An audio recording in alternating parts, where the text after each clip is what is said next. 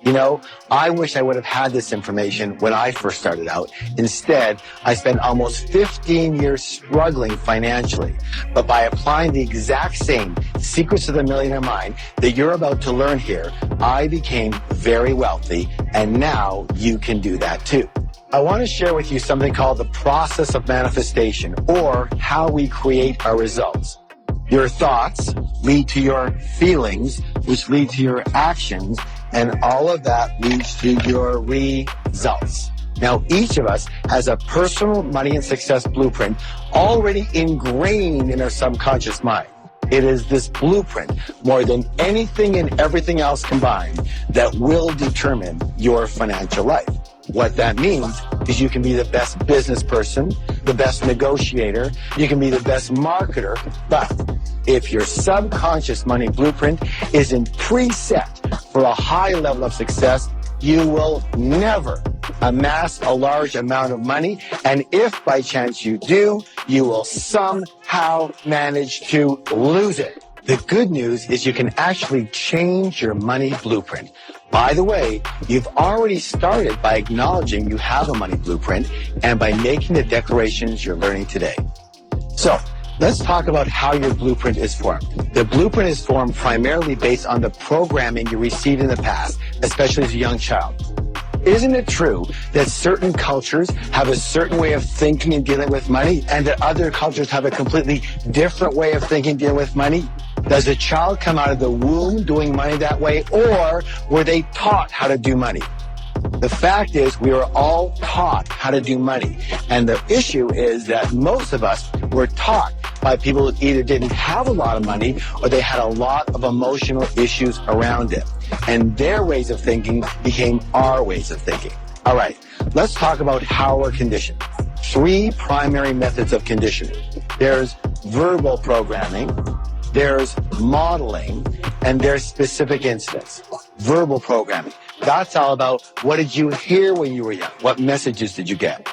Modeling. That's all about what did you see when you were young? And specific incidents. What did you experience when you were young around money, success, wealth, and rich people? Let's start with verbal programming. What were the phrases or messages that you heard about money and success and rich people when you were growing up? In addition to the generic messages that we heard, we also heard about stereotype messages. For example, if you're a man, maybe the message that you somehow got was that your job in life is to be a provider. And if you're not financially successful, you're not a real man. Now, whether you became financially successful or not, how has it felt to have that pressure on you? What have you missed out of in your life? Your family, your fun, your inner peace, because of the stress of what you were conditioned to believe about putting bread on the table. And yet, this is simply a blueprint you've been running. With the lessons you're learning in this program, it can change. In my experience, when you've got money handled, it positively affects every other part of your life. So maybe the message you got was, you don't need a lot of money because when you retire, the government is going to take care of you. Maybe that made some sense in the past, but as most of us know, the government is almost bankrupt, and I suspect that it won't be long before the Social Security bin is bankrupt too. Then what are you going to do? Newsflash, trusting your financial life to someone else is not a strategy for wealth. So, here's a wealth step that will help you change your money blueprint. Are you ready? First, it's important for you to know that all change begins with awareness. Very difficult to change something unless you know that it exists. I want you to take a piece of paper and I want you to create a T-chart. And I'm going to ask you to write down on this side all of the non-supportive statements you heard or the messages you got about wealth and money and rich people when you were young. All the ones that are non-supportive, I want you to write on this side. And then for each one of those, I want you to write a much more empowering point of view. Now, I'm not saying that this is your point of view today. It may or may not be. But objectively, a much more empowering point of view. Let's see if we have some examples over here. Here's a good example. Rich people are greedy. And we can change that to rich people are generous. Here's another one. It takes money to make money. Let's change that to it takes creativity to make money. By the way, just so you know, talk about creativity, people go, that's not true. It takes money to make money. Really? How many hundreds? No. Let's make that thousands. No. Let's make that tens of thousands of people have come to this wonderful country, immigrants. They came with nothing. In a few years, they're fairly rich. They didn't have money. They didn't have anything. It takes what? Creativity to make money. And the next one goes, I'm too old to make a change. And we can change that to, I'm never too old to learn. Now, after you do this, what I want you to do is I want you to read the positive statements out loud 3 times each every single day. For how long? Until you're rich. Words have power, and these declarations will eventually become saturated into the neurological pathways of your mind. And all of a sudden, you will find yourself making new decisions, and with new choices come new results. All right, well, let's talk about modeling. Question: what were your parents or guardians like in the arena of money when you were growing up? Did one or both of them manage money well, or did they mismanage money?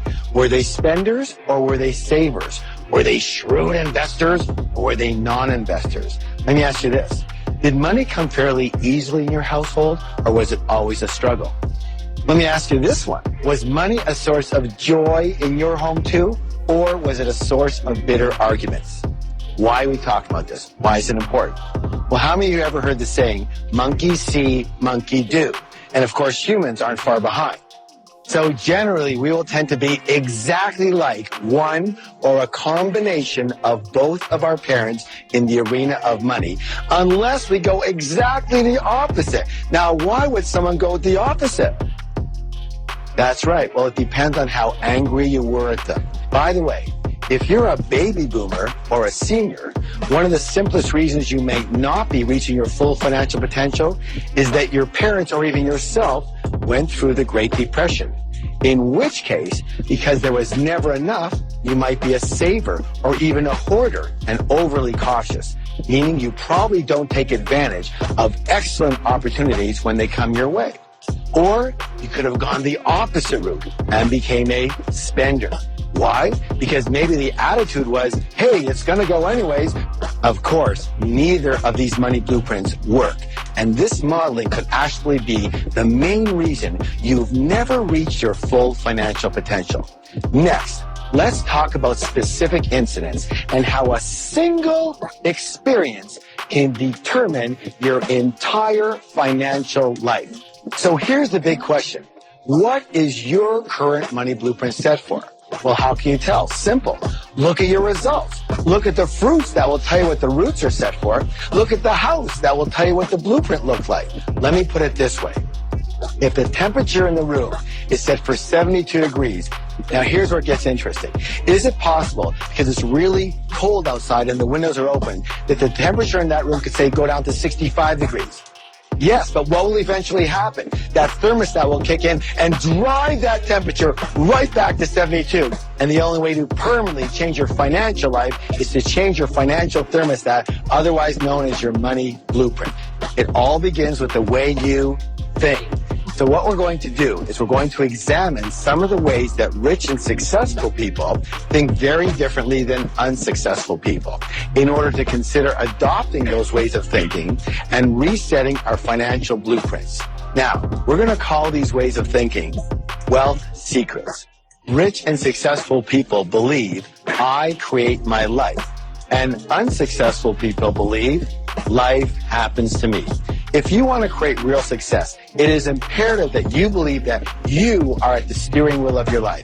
You have to believe that you are the one who creates your success, you are the one who creates your mediocrity, and you are the one creating any financial struggle. But instead of taking full responsibility for their lives, most people instead, they play the role of the victim. Now, victims usually leave 3 indelible clues. So the first one they seem to have in common is they blame the economy, they blame their type of business, they blame the stock market, they blame the real estate market, they blame the city they live in. It's always something else, it's always